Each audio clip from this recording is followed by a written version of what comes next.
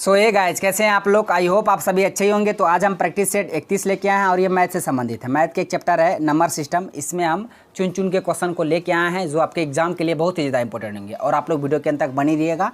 तो चलिए शुरू करते हैं। प्रत्येक क्वेश्चन को पहले पढ़ना है, समझना है, उसके बाद ही बनाना है। ठीक है, तो चलिए पढ़ते हैं क्वेश्चन को। क्वेश्चन है कि 1 से 200 के बीच कितने पूर्णांक है जो 2 तथा 3 दोनों से विभक्त हो, यानी दोनों से कटे। यानी कि क्वेश्चन में ही कह रहा है कि 100 मतलब 1 से लेकर 200 के बीच कितने पूर्णांक है जो 2 और 3 ये दोनों से कट रहा हो। तो दोनों से कटने का मतलब क्या हुआ, इसका एलसीएम से कटना चाहिए। 2 और 3 का एलसीएम कितना होता है? 6 से कटना चाहिए। 1 से लेकर 200 के बीच ऐसा कितने संख्या है जो 6 से कटे, आपको ही पता करना है, यही फाइंड करना है। तो पहला एक कटेगा, 6 से नहीं कटेगा। 2 कटेगा, नहीं कटेगा। 3 कटेगा, नहीं कटेगा। 4 कटेगा, नहीं कटेगा। 5 कटेगा, नहीं कटेगा। 6 कटेगा। 6 सॉरी फ्रेंड्स, दिवाली आ गया तो चारों तरफ नहीं करेकर सब फटने का आवाज़ आ रहा है आप लोग को, तो टेंशन मत लीजिए, सिर्फ आप लोग क्वेश्चन को समझिए, है ना। तो 1 से लेकर 200 के बीच हमको याद करना है ना। तो पहला संख्या कौन होगा? 6 से कटने वाला पहला 6 होगा ना, पहला 6 होगा, दूसरा 12 होगा, तीसरा 18 होगा। 6 गैप में ऐसे बढ़ते जाएगा। लास्ट में अंतिम संख्या हमको देखना है कौन वो है जो 6 से कट रहा है। तो लास्ट में 200 6 से कभी कटेगा? 200 कभी 6 से कटेगा? नहीं कटेगा। रुकिए, इसको मिटा देते ताकि स्पेस बच जाए, आपको समझाने में हमको दिक्कत ना हो। ठीक है, इसको मिटा देते हैं। रुकिए, ये बीच वाला पर्सन को अब बनाते हैं। ये 200 6 से कटेगा, 6 3 18 2 नहीं कटेगा। इससे कम चलिए, इससे ज़्यादा नहीं चलना। 201 नहीं करना, 202 नहीं करना, क्योंकि हमको 1 से लेकर 200 के बीच ही रहना है ना। आगे नहीं जाना, हमको पीछे ही आना है ना। तो 200 नहीं कटेगा, तो इससे कम 199 कटेगा। लास्ट में 9 है, 6 से पूरा कट नहीं कटेगा। इससे कम फिर ये 198 कटेगा 6 से। देखिए तो 6 3 18 1 6 3 18 हाँ कट रहा है, ये कट रहा है। तो यानी कि अंतिम 6 से कटने वाला संख्या 198 होगा। तो पहली संख्या 6 होगा, 6 से कटने वाला, अंतिम 198 होगा। तो बस अब कुछ नहीं, अब इसको बना लीजिए। इसको बनाने के लिए क्या करना है ये पता है आपको, आप लोग को बनाए होंगे मैट्रिक में समांतर श्रेणी बनाते ना। पहला 6 है, दूसरा 12 है, तीसरा 18, इसी तरह कहाँ लास्ट में कितना 198। तो ए का वैल्यू दिया हुआ कितना 6। डी डिफरेंस क्या करता है, ये दोनों पद का अंतर है कितना आता है। 12 में 6 गया 6, ए का मान निकल गया 6, डी का मान भी 6, और ये टी एन जो एन है अंतिम पद कितना 198। बस ये तीनों पता चल गया। अब ये फॉर्मूला में बैठा लीजिएगा ना। एक दूसरा पेज ले क्या ले लेते हैं, इसमें कौन बड़ी बात है। तो पेज ले लेते हैं। इसका सूत्र होता है a + n - 1 × d। ये फॉर्मूला आप लोग बनाए होंगे, पढ़े होंगे मैट्रिक में। तो इसी में बैठा दीजिए 100 टी एन। देखिए ये टी एन का मान दिया हुआ है कितना 198। इस बार में 198 रख दीजिए। 198 इक्वल ए का मान कितना 6 था, प्लस एन का मान निकालना था -1 × डी का मान भी 6 था। बस इसी को सॉल्व कर लीजिए, यहाँ 6 हो जाएगा। तो देखिए 100 ये प्लस में 6 है, इस बार में आएगा तो माइनस हो जाएगा, तो घट के कितना हो जाएगा 92 हो जाएगा। 6 घट जाएगा 92 होगा, बराबर ये 6 × n, 6n माइनस 6 × 6 6। और फिर ये 6 को इस पार ले आइए। 192 में ये माइनस में 6 है, इस पार आएगा तो प्लस में, 92 में फिर 6 जुटेगा तो फिर 198, फिर वही आ गया 198 आ जाएगा। इक्वल 6n काट दीजिए। 6 से कितना बार में 33 बार में कटेगा, तो n का वैल्यू कितना आ गया 33 आ गया। तो आप याद रखिएगा इसका सही आंसर कहाँ गया। इसका सही आंसर ऑप्शन डी हो जाएगा 33। यानी कि 1 से लेकर 200 के बीच 33 ऐसे पूर्णांक है जो 2 और 3 दोनों से कटता हो। तो इस तरह से बनाइएगा, है ना। क्वेश्चन में या डिजिट चेंज कर देगा, ठीक है। आप टेंशन मत लीजिएगा, इसी तरह से बनाइएगा। अब चलते हैं अगले क्वेश्चन की ओर। क्वेश्चन है कि इतना में 3 का स्थानीय मान और जातीय मान का अंतर। तो पहले हम बता देते basic place value face value के बारे में, ताकि आप लोग क्वेश्चन बनाने में दिक्कत नहीं हो। प्लेस वैल्यू क्या, प्लेस वैल्यू इसको बोलते हैं स्थानीय मान हिंदी में। स्थानीय मान अगर मान के चलिए हम ये संख्या लिए, इसमें हम अगर कहेंगे बोलिए 4 का स्थानीय मान क्या होगा, जिसका क्या उसको लिख देना है। 4 के बाद देखना है कितना अंक है, 2 अंक है, 2 0 बैठा दीजिए, हो गया ये आंसर। इसी में कहता 5 का स्थानीय मान, 5 का कहता 5 लिख देंगे, इसके बाद 1 अंक है तो 1 0 बैठा देंगे, ये इसका आंसर हो जाएगा। प्लेस वैल्यू बहुत ही आसान है, आई होप आप समझ गए होंगे। अब थोड़ा फेस वैल्यू के बारे में भी हम जान लेते हैं। प्लेस वैल्यू हो गया, अब इसको मिटा देते हैं, ठीक है। अब फेस वैल्यू के बारे में जान लेते हैं, तब क्वेश्चन को बनाएंगे, बनाने तब मज़ा आएगा, ठीक है। अब फेस वैल्यू के बारे में जान लेते हैं। फेस वैल्यू यानी कि जातीय मान, वो फिर देखिए फिर कर आवाज़ आया, है ना, कोई बात नहीं। अब हम लोग चलते हैं, बनाते हैं। तो फेस वैल्यू यानी कि जातीय मान। जातीय मान बहुत ही आसान है, बहुत ही आसान है। अगर ये इसमें अगर कहेंगे बोलिए 4 का जातीय मान, जिसका कहेगा वही आंसर। 4 का कहा यही 4 आंसर, 6 का कहता यही 6 आंसर, 5 का कहता यही 5 आंसर, जिसका कहेगा जातीय मान वही आंसर हो जाएगा, है ना। तो उम्मीद करते हैं आप यहाँ तक समझ गए होंगे। अब इसको मिटा देते हैं, अब क्वेश्चन की ओर चलते हैं और उसको बनाते हैं, ठीक है। क्वेश्चन में कह रहा है 6 4 2 9, 3, 5 में 3 का स्थानीय मान और 3 का जातीय मान के बीच अंतर कितना होगा। पहले 3 का स्थानीय मान निकाल लेते हैं। 3 का स्थानीय मान 3 यहाँ है, तो इसके बाद जो अंक उतना 0, एक अंक 1 0 दिए। उसके बाद फिर कहता 3 का जातीय मान, जातीय मान में जिसका क्या वही होता, 3 का करा 3 हो जाएगा। अब कहता ही दोनों के बीच का डिफरेंस हमको पता करना है, अंतर पता करना है। बस दोनों घटा कर दीजिए। 30 में से 3 घटेगा कितना, 27 बचेगा। इसका सही आंसर ऑप्शन बी हो जाएगा 27। ठीक है। अगर योग कहता तो दोनों को जोड़ देते, 30 3 33 हो जाता। गुना कहता तो गुना करते, 93 हो जाता। जो कहता हम वही करते। यहाँ अंतर कहा तो इसलिए हम अंतर कर दिए, घटा कर दिए। तो इस तरह से आप बनाइएगा। अब चलते हैं अगले क्वेश्चन की ओर। क्वेश्चन ये भी बहुत ज़्यादा इंपॉर्टेंट है। क्वेश्चन ये है, इसमें जो लुप्त संख्या यहाँ पे है, यहाँ पे क्या आएगा आपको बताना है, जो कि 11 से पूर्णतः विभक्त हो, वही लुप्त संख्या आपको पता करना है। तो ये संख्या बनाने से पहले आपको 11 का विभाज्यता नियम आना चाहिए। 11 का विभाज्यता नियम आप लोग को पता रहेगा, तभी ये इस क्वेश्चन को आप लोग बना पाइएगा, नहीं तो नहीं बना पाइएगा। ये हम आपको बोल रहे हैं। ठीक है। क्या है यहाँ, 1 है, 5 है, 6 है। तो यहाँ पे खाली जगह में यहाँ बीच में क्या आएगा, उसको 9 है, 4 है, 2 है।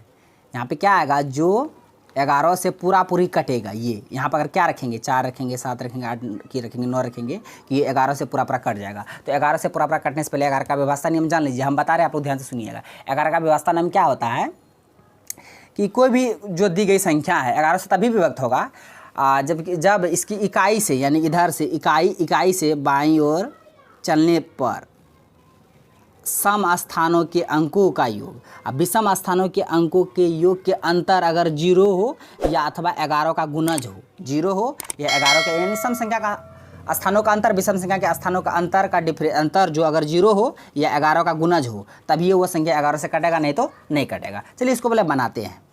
कटने का नियम बस ये, सम संख्या और विषम संख्या के अंकों का स्थानों का अंतर 0 हो अथवा 11 का गुणज हो। तो अब इसको एक एक अंक को छोड़ के योग कीजिए। चलिए इसको बनाते हैं। इकाई अंक से शुरू कीजिए। पहला क्या, 2 है, प्लस, उसके बाद एक अंक छोड़ के 9 प्लस, फिर एक अंक छोड़ के 6 प्लस, फिर एक अंक छोड़ के 1,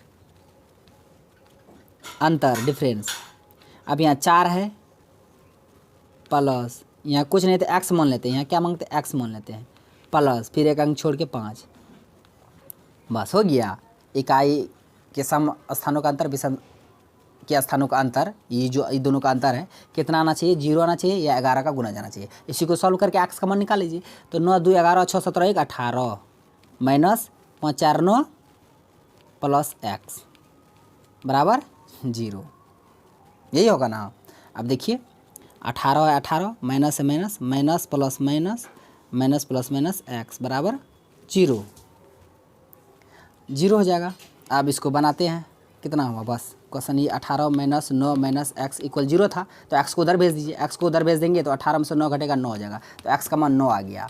तो बस यहाँ पे लुप्त जगह पे 9 बैठेगा। इसका सही आंसर ऑप्शन डी हो जाएगा 9। इस तरह से बनाइएगा। 11 का व्यवस्था नियम ये है। अब चलते हैं अगले क्वेश्चन की ओर। क्वेश्चन ये भी बहुत ज़्यादा इंपॉर्टेंट है कि यदि a तथा b ऐसे धन पूर्णांक है कि a² माइनस b² बराबर 19 हो, तो a का मान क्या होगा, आपको ये बताना है। बहुत ज़्यादा ये क्वेश्चन एसएससी में भी पूछा गया था। a तथा b दोनों धन पूर्णांक है और a² माइनस b² का वैल्यू दे दिया 9, क्या कहते हैं 19। तो a का मान ज्ञात करना है। तो बस कुछ नहीं करना, a² माइनस b² और क्या होता है formula, a plus b into a minus b होता है ना। a² माइनस b² बराबर था a plus b into a minus b, तो बराबर 19। यहाँ अपने मन से कुछ नहीं तो 1 बैठा सकते, इसका मान में कोई परिवर्तन नहीं होगा। 19 गुना 1 19 होगा ना। अब देखिए ये a और b, इसका मान 19 हो गया, a माइनस b इसका मान 1 हो गया। इसी को सॉल्व कर लीजिए। a प्लस b बराबर 19, a माइनस b बराबर 1। हमको किसका मान निकालना, a का ना। तो ये प्लस में यहाँ b यहाँ माइनस b तो कट जाएगा। तो a 2a बराबर 19 1 20, 2a बराबर 20, 2a बराबर 20, तो a बराबर कितना होगा, 10 हो जाएगा। तो इसका सही आंसर ऑप्शन बी हो जाएगा 10। a का वैल्यू 10 हो जाएगा। तो इस तरह से आप बनाइएगा, ठीक है। अब चलते हैं अगले क्वेश्चन की ओर। क्वेश्चन है कि सबसे छोटी आभाज्य संख्या कौन सी है। आभाज्य संख्या किसे कहते हैं, वह संख्या, वह प्राकृतिक संख्या जिसे जो स्वयं करता हो या 1 से करता हो, बस और किसी से नहीं कटेगा। वह संख्या जो स्वयं से करता हो और 1 से करता हो। तो सबसे छोटी आभाज्य संख्या बताना है। 0 होगा, 1 होगा या 2 होगा या 3 होगा। तो बता दें सबसे छोटी आभाज्य संख्या जो प्राइम नंबर है, प्राइम नंबर वो 2 है। क्या है, 2 है। 0 नहीं मार दीजिएगा, 1 नहीं मार दीजिएगा, सबसे छोटी आभास संख्या 2 है और एकमात्र ही सम आभास संख्या है वो 2 है। क्वेश्चन पूछेगा कितने सम आभास संख्या, तो मात्र एक ही। कौन वो है, 2। 2 मात्र एक सम आभास संख्या है। आप इसे याद रखिएगा, सबसे छोटी आभास संख्या 2 हो जाएगा। इसी से संबंधित हम कुछ महत्वपूर्ण प्रश्न को बताते हैं। एक क्वेश्चन पूछता बार बार कि 1 से लेकर 50 तक में कितने आभास संख्या है, तो 15 है। इसको याद कर ही लीजिएगा। उसके बाद 1 से लेकर 100 तक में कितने आभास संख्या है, 25। इसको भी याद कर ही लीजिएगा। अगर इसी में पूछता 1 से लेके 50 तक में कितने विषम आभास संख्या है, 14। एक ठो सम आभास संख्या 2 है, तब ना 14 1 15 हो गया। तो उसी तरह क्वेश्चन पूछेगा 1 से लेके 100 तक में कितने विषम आभास संख्या है, तो 24। एक ठो 2 सम आभास संख्या है, 2 एक ठो, तो ये दोनों मिला के 25 हो गया था। टोटल 25 है, लेकिन विषम पूछता 24 और सम पूछता तो 1 हो जाता। तो दोनों को बात याद रखिएगा कि 1 से 50 तक में कितने आभास संख्या, 15। 1 से लेकर 100 तक में 25 आभास संख्या है। ठीक है, अब चलते हैं अगले क्वेश्चन की ओर। इसका आंसर बता दिया ना, 2। सबसे छोटी आभास संख्या 2। नेक्स्ट है, यहाँ भी इसमें कहता है कि ये जो लुप्त स्थान है 6 7 3 5, यहाँ पे लुप्त दे दिया, यहाँ x मान लेते हैं। उसके बाद 1 है, बस इसी में यहाँ लुप्त स्थान में क्या होगा, जो कि 9 से पूर्णतः विभाजित है। 9 का व्यवस्था नियम आपको पता होना चाहिए, तभी ये क्वेश्चन बनेगा। व्यवस्था नियम को आप लोग को याद कर ही लेना है। ठीक है, 2 से 2 का व्यवस्था नियम, 3 का व्यवस्था नियम, 4 का, 5 का, 6 का, 7 का, 8 का, 9 का, 10 का, 11 का, है ना। तो यहाँ पे 9 का करा, 9 का व्यवस्था नियम क्या कहता है, अंकों का योग अगर 9 से कट गया तो पूरा संख्या कट जाएगा। ठीक है, अगर मान के चलिए अगर ये हम संख्या लिए, ये संख्या लिए, अगर कहेंगे ये 3 और 9 का व्यवस्था नियम सेम है, तो ये 9 से कटेगा। 9 से कटेगा, चेक कर लेते हैं, अंकों का योग कर लीजिए, 4 + 3 + 2, ये जोड़ कर 4 3 7 2 9, 9 आ रहा तो ये 9 से कट जाएगा संख्या। इसी तरह जोड़ के आप लोग को पता करना है कि कोई भी संख्या 9 से कटेगा कि नहीं कटेगा। अब इसको बनाइए, यहाँ कितना है, 6 7 13, 13 3 16, 16 5 21, 21 1 22। 22 में कितना जोड़ेंगे जो कि 9 से पूरा कट जाना चाहिए। 22 में कितना जोड़ेंगे, तो 4 जोड़ेंगे 26 हो जाएगा। 9 से कटेगा, नहीं कटेगा। 5 जोड़ेंगे तो 22 5 27, 22 5 27 हो गया। तो 9 से कटेगा, 9 3 27। हाँ, तो इसका सही आंसर ऑप्शन बी हो जाएगा। ठीक है, तो यहाँ पे खाली जगह पे, लुप्त जगह पे 5 रखेंगे जो 9 से पूरा कट जाएगा। तो याद रखिएगा 9 का व्यवस्था नियम क्या होता है, अंकों का योग अगर 9 से कट जाएगा तो पूरी संख्या 9 से कट जाएगा। यही व्यवस्था नियम 3 का भी है, 3 और 9 का सेम है। नेक्स्ट है, ये भी क्वेश्चन बहुत ज़्यादा इंपॉर्टेंट है, इसको बनाते हैं। भाजक भागफल का 10 गुना है, यदि भाजक भागफल का 10 गुना है तथा शेषफल का 5 गुना है।